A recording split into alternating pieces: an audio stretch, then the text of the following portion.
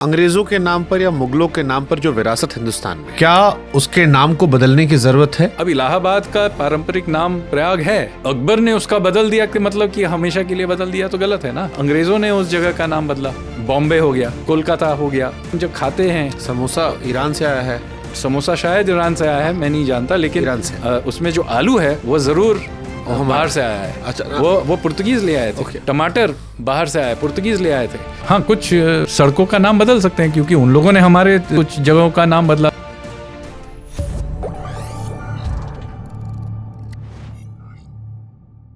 अंग्रेजों के नाम पर या मुगलों के नाम पर जो विरासत हिंदुस्तान में है, क्या उसके नाम को बदलने की जरूरत है?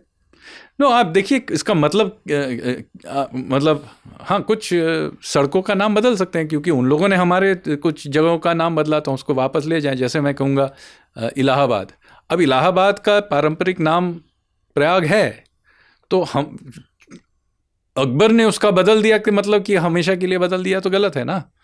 तो उसी तरह से बहुत जगह हैं जहाँ अंग्रेज़ों ने उस जगह का नाम बदला। जैसे बॉम्बे हो गया, अब उसको वहाँ के स्थानीय लोगों का नाम उसका मुंबई है तो ठीक है।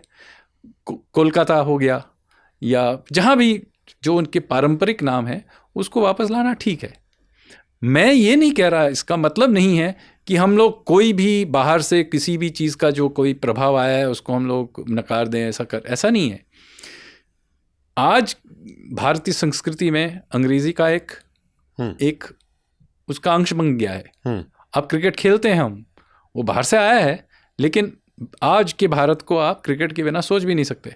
हम जब खाते हैं, समोसा ईरान से आया है, समोसा शायद ईरान से आया है, मैं नहीं जानता, लेकिन ईरान से। उसमें जो आलू है वो ज़रूर बाहर से आया है। अच्छा, वो पुर्तगीज ले आए थे। ओके। टमाटर बाहर से आया, पुर्तगीज ले आए थे।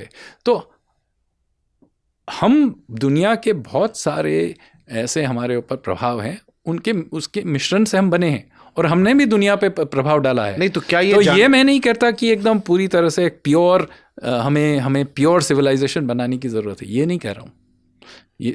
मैं सिर्फ ये कह रहा हूँ कि हम दुनिया भर से जो भी उनका प्रभाव है, उनसे जो जो अच्छे चीज़ें हैं उनको लें, उनको अपना लें। उसमें कोई समस्या ही क्यों है? हम लोग तो रोज़ सब स्मार्टफोन का इस्तेमाल करते हैं। स्मार्टफोन भारतीय लोगों ने तो नहीं बनाया होगा, अमेरिकन में कहीं से आया। हम लोग अंग्रेज़ी का प्रयोग करते हैं, या क्रिकेट देखते हैं, या जैसे मैंने आपको कहा आलू और टमाटर खाते हैं। तो ये सब दुनिया भर से आया। चाय पीते हैं। तो ये दुनिया के बाहर से कहीं से आया, प्रभाव आया, इसमें कोई ख़राब नहीं है। मेरा सिर्फ ये कहना है कि इसका मतलब नहीं है कि हम अपने गुलामी पे गर्व करें। हम अपने इतिहास को अपने दृष्टिकोण से समझें, सिर्फ इतना ही मेरा कहना है। ठीक है। अब मेरा सेकंड सेगमेंट सर जो है वो करंट इंडिया के ग्लोबल इमेज को लेकर है। हर साल में जब कुछ रिपोर्ट्स आती है इंडेक्स की, हैप्पीनेस इंडेक्स, फलाना इंडेक्स, धमाका इंडेक्स, तो मैं देखता हूं कि हमारा पड़ोसी बांग्लादेश, श्रीलंका, यहाँ तक वो पाकिस्तान भी हमसे ऊपर रहता है। और मेरे जहन में हमेशा सवाल आता है कि ये क्यों है। मतलब उनके यहाँ तो अभी ईरान में वॉर चल रही थी, 2 हफ्ते के लिए स्कूल बंद कर दिया गया, 60% सरकारी गाड़ी बंद कर दी गई, छोटे छोटे कर्जा मांगने दुनिया भर में जाते हैं, प्रधानमंत्री ने कहा हाथ जोड़ता है, उसके बावजूद वो हमसे हैप्पीनेस इंडेक्स में कैसे खुश हैं? श्रीलंका देखिए, हैप्पीनेस इंडेक्स आप डेमोक्रेसी इंडेक्स में भी देखेंगे, हाँ, वो हमसे आगे हैं।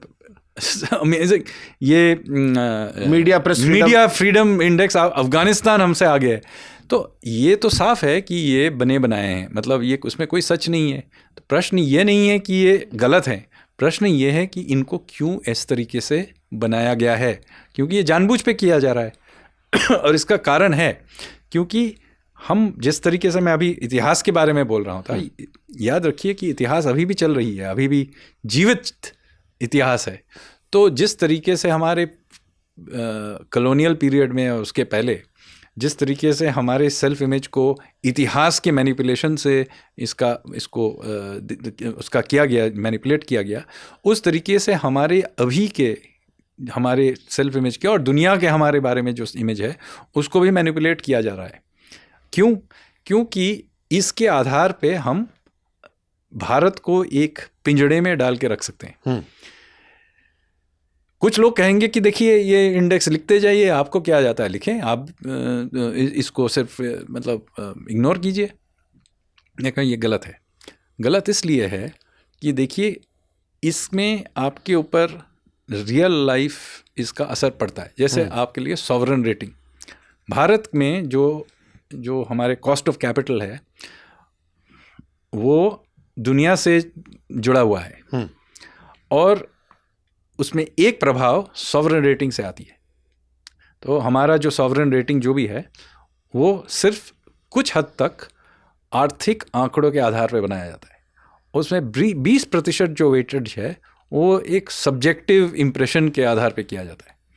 अब हमारे सॉवरन रेटिंग पे मैंने बहुत एनालिसिस किया, तो उसमें से ये निकला कि अगर हम सिर्फ अपने आर्थिक आंकड़ों के आधार पे अपना सॉवरन रेटिंग करते हैं तो हम 1 या 2 नॉच ऊपर होंगे। तो हमारा रेटिंग कहाँ से आ रहा है? तो रेटिंग का जो नीचे किया जा रहा है पूरी तरह से ये जो सब्जेक्टिव चीज़ें हैं उसके आधार पे है। तो मैंने और भी खोद के निकाला भाई क्या हो रहा है। तो निकाला कि देखिए ऐसे थिंक टैंक्स हैं दुनिया में। एक का नाम है varieties of democracy institute, Sweden में है। फ्रीडम इंस्टीट्यूट है यूएस में। ऐसे कुछ गिने चुने थिंक टैंक हैं, वो हम लोग पे रेटिंग छापते हैं। ये जो आपने कहा ना, media freedom index, democracy index, यही गिने चुने हैं, बहुत ज़्यादा नहीं है ये। अब इनकी इनका जो हमारे ऊपर जो इनका इम्प्रेशन है तो कहाँ से आता है? तो मैंने और खोद के देखा तो आपको लगेगा कि बहुत रिसर्च किया है, उनको दुनिया में एक्सपर्ट्स हैं, सब कुछ मालूम है, कोई सर्वे वगैरह कुछ नहीं है।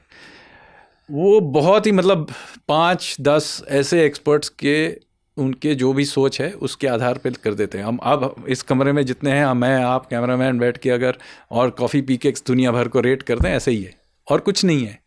बिना डेटा के किसी का ओपिनियन है। अब ओपिनियन तो कुछ भी हो सकता है, और भी अच्छा ये बताते नहीं है कि ये किसका ओपिनियन है, ये और भी अच्छा चीज़ है।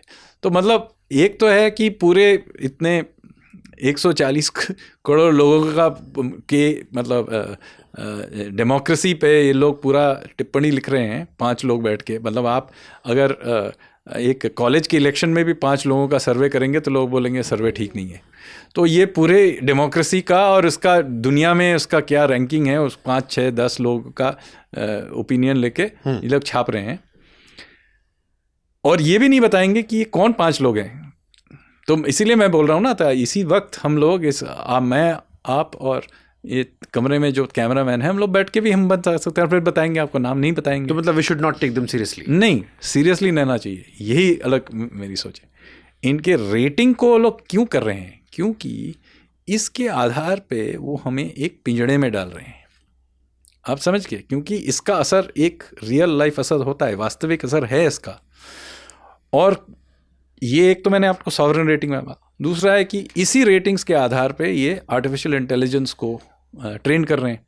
तो क्या होगा, आज से 20 साल बाद आपके बच्चे इसमें सर्च करेंगे कि भारत डेमोक्रेसी है या नहीं, समझ गए? आर्टिफिशियल इंटेलिजेंस का सिस्टम उनके उस डेटा पे ट्रेंड है, तो वो कहेगा नहीं, ये डेमोक्रेसी है ही नहीं। तो आपका पूरा जो रियलिटी है वो आर्टिफिशियल इंटेलिजेंस को उस तरीके से बनाया जाएगा कि आपको लगेगा कि हाँ नहीं, हम तो इलेक्टेड ऑटोक्रेसी है। उसका जो मतलब है, वो कोई इलेक्टेड ऑटोक्रेसी का कोई मतलब ही नहीं है। अगर तो इस तरीके से आपके डेमोक्रेसी को काट दिया जाएगा। और इस पे आप ये मत सोचिए कि ये मैं ऐसे ही कह रहा हूँ।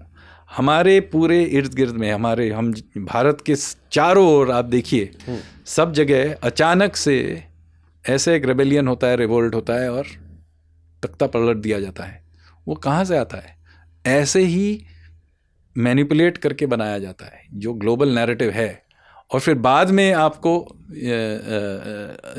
बताएंगे कि अरे हम लोग सरप्राइज्ड हो गए।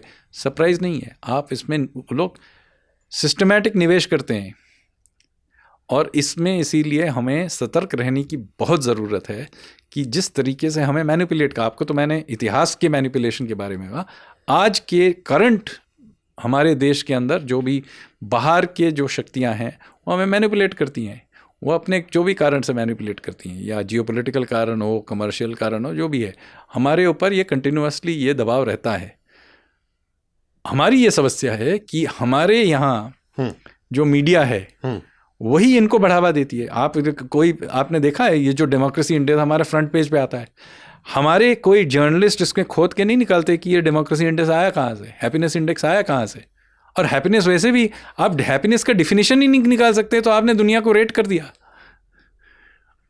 अगर आप कौन खुश है नहीं है वो डिफाइन करना बहुत कठिन है। तो एक आदमी का अगर आपको मैं अगर एक डेफिनेशन के आधार पर निकालूं कि आप खुश हैं कि नहीं हैं, आप नहीं कर पाऊंगा मैं। कोई ऑब्जेक्टिव चीज़ तो नहीं है, सब्जेक्टिव चीज़ है। लेकिन इन लोगों ने पूरे दुनिया के 200 देशों को नाप के बताया कि ये लोग, ये पूरा देश खुश है, ये पूरा देश, ये तो अजीब है।